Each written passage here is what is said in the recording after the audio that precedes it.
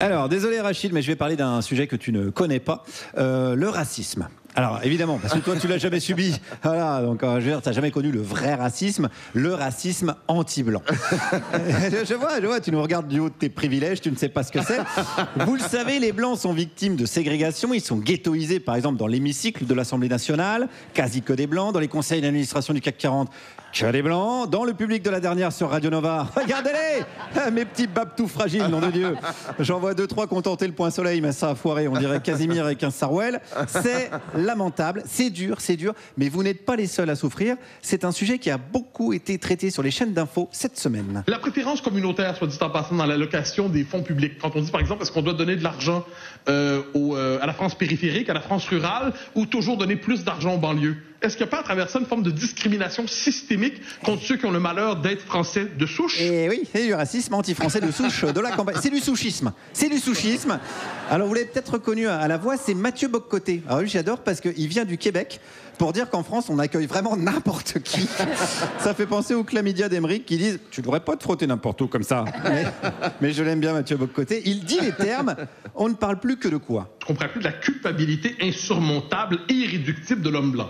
L'histoire telle qu'elle se déploie à partir de 1492, l'expansion européenne, c'est traité comme un grand acte d'expansion illégitime qui aurait constitué une prétention à la supériorité blanche à travers le monde. Mais c'est ça, à partir de 1492, la réputation de l'homme blanc dans le monde entier devient ce que les historiens qualifient de pas ouf. Voilà, les sondages auprès des Amérindiens, par exemple, c'est pas d'un énorme raciste anti-blanc, les Amérindiens. Je tiens à le préciser. Mais sur le racisme anti-blanc, avec Mathieu Bock-Côté, on peut aller encore plus loin. Et allons plus loin. Le déni du racisme anti-blanc n'est-il pas la marque finale du racisme anti-blanc, le vrai? Alors Je vous ai perdu. Ah ben, c'est pas du Lévi-Strauss, hein, c'est du Bock-Côté. Le déni du racisme anti-blanc est la preuve que le racisme anti-blanc existe. Le déni de l'existence des licornes est la preuve qu'elles existent. Sinon, il n'y aurait pas de déni. Réfléchissez un petit peu, voilà. Je savais que ça vous irait une métaphore de woke, ouais, vous êtes plus à l'aise avec ça.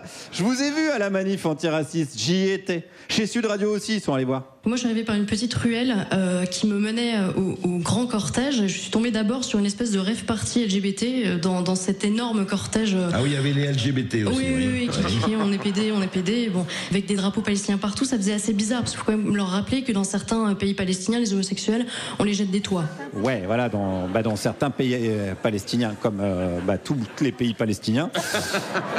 Je vais pas vous faire toute la liste. Bon, non, mais en plus, c'est bien connu que Netanyahou, il tue les enfants de Gaza pour faire de la place pour la prochaine tournée d'Eddie de Préto. C'est ça le plan depuis le début, on le sait. Allez, bon, là on parle théorie, mais rien de tel qu'une bonne anecdote dans les grandes gueules sur RMC. Une anecdote de Sarah Knafo, la Zouza Zemmour. J'ai ma grand-mère qui était dans le métro à Bobigny. Il se trouve que ma grand-mère est blonde, mais qu'elle vient du Maroc, donc elle comprend l'arabe. Et elle a en face d'elle 2 jeunes qui parlent en arabe et qui disent « Celle-là, à la prochaine station, on se la fait. On lui enlève tout ce qu'elle a et on court, on s'en va. » Et elle leur répond en arabe « Mais vous n'avez pas honte ?»